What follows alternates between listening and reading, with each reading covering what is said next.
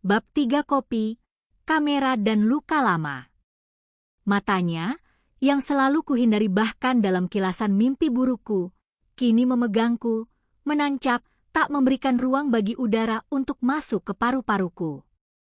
10 tahun aku mengarsip sorot itu, mencampakkannya sebagai pengkhianatan remaja, tapi kini sorot itu hadir kembali, lebih matang, lebih menusuk.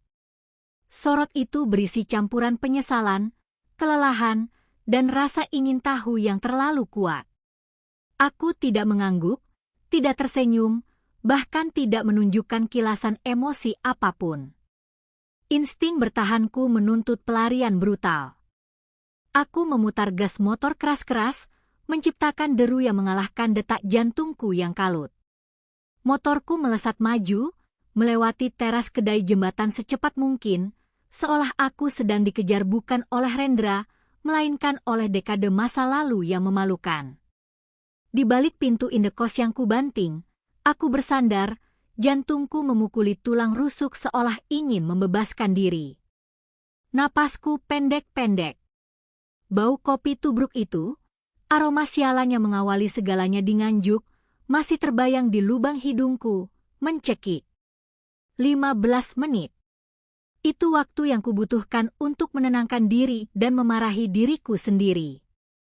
Kau lari seperti pengecut, Nayara.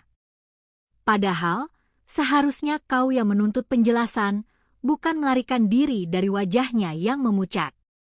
Tepat saat aku menyalakan keran wastafel untuk membasuh wajah dengan air dingin, ponselku bergetar, merenggutku dari ketersinggungan diri. Sebuah notifikasi pesan. Nomor asing. Aku menunda membasuh wajah, melihat layar yang memantulkan air mataku yang gagal jatuh. Aku menelan ludah saat membaca baris pertama. Nay, ini Rendra. Jantungku terpelanting. Teks itu adalah invasi yang paling keji, melangkahi benteng profesional yang kubangun dan langsung menyerang ruang pribadiku. Pesan itu panjang, namun terstruktur rapi. Tidak ada basa-basi nostalgia. Hanya formalitas yang menyesakkan, ditulis seolah ia adalah CEO perusahaan dan aku adalah koleganya yang sensitif. Aku tahu kau terkejut dan mungkin tidak ingin mendengar suaraku. Tapi ini penting. Ini bukan tentang kita. Aku butuh berbicara denganmu mengenai dokumentermu. Proyekku, terkait pengembangan sosial di kawasan Kaki Wilis, Sedudo, bersinggungan langsung dengan masyarakat yang kau potret. Kami menghadapi tantangan dalam mendapatkan data lapangan yang jujur dari para tokoh kampung tua, sementara data fotografismu bisa menjadi verifikasi etis. Kami butuh bukti dari pihak netral seperti dirimu. Aku mohon, pertimbangkan ini secara profesional demi kebaikan masyarakat Nganjuk. Pagi lusa, di tempat formal. Aku akan menunggu balasanmu. Kembali, ia berlindung di balik payung altruisme. Demi Nganjuk. Demi etika. Ia tahu benar bagaimana menggerakkan tuas-tuas prinsipku. Sebagai fotografer dokumenter, kebenaran di atas segalanya, dan mengumpulkan data dari semua pihak adalah sumpah profesiku. Rendra menggunakan pekerjaan kami untuk membuka pintu yang 10 tahun lalu ia tutup di depan wajahku.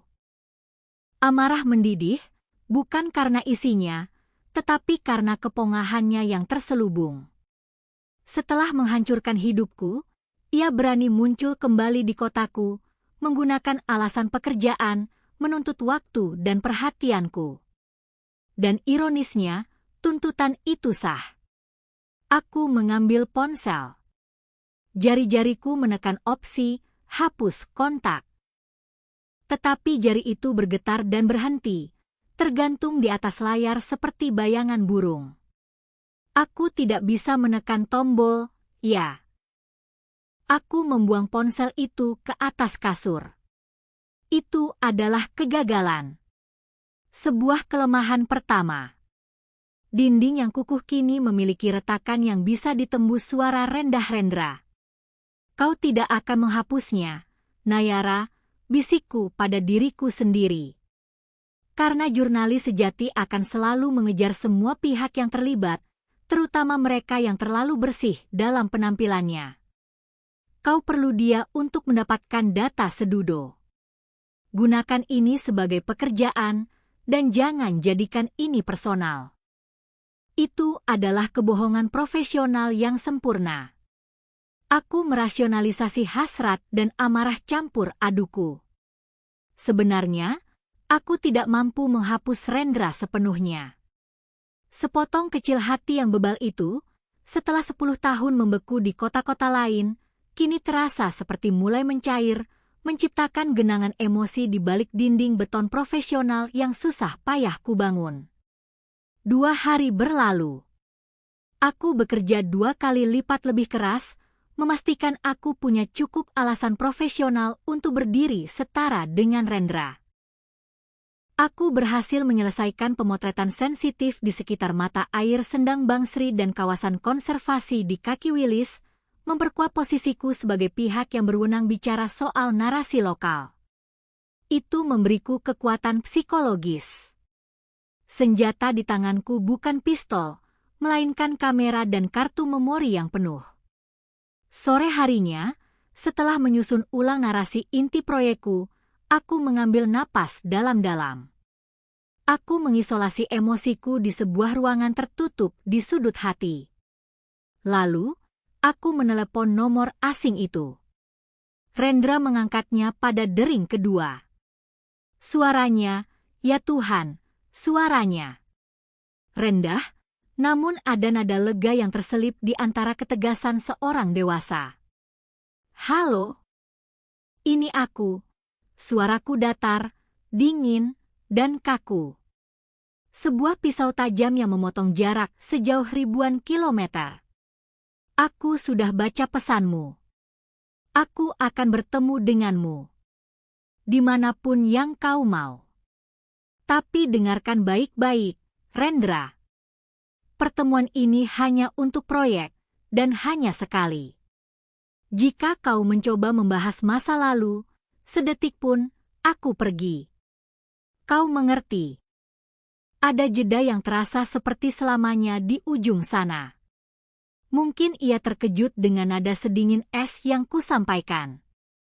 Aku mengerti, jawab Rendra, suaranya kini kembali pada ketenangan yang terlalu terkontrol. Terima kasih, Nay. Kita bertemu besok sore, Cafe Panorama di dekat Pemda. Tempatnya cukup formal. Baik. Aku tidak memberinya waktu untuk menambahkan kata-kata penutup yang manis ataupun formal. Aku segera menekan tombol merah. Panggilan itu terputus, meninggalkanku dalam keheningan yang menyesakan di kamar indekosku yang remang. Punggungku mung. Bentur dinding. Mataku terpejam. Kaku dan gemetar. Aku baru saja mengundang pengkhianatan masa laluku ke hadapan pintu profesionalisme. Aku mencoba percaya bahwa ini adalah kebutuhan pekerjaan, tapi aku tahu pasti, aku telah melakukan kesalahan besar. Nah, bab ketiga telah selesai. Terima kasih sudah mengikuti cerita di bab ketiga Jejak di Bawah Hujan. Kalau kisah ini menyentuh hati, jangan lupa tekan tombol subscribe, kasih like, dan tulis pendapat di kolom komentar. Dukung terus dengan menekan share, biar lebih banyak yang ikut hanyut dalam kisah ini.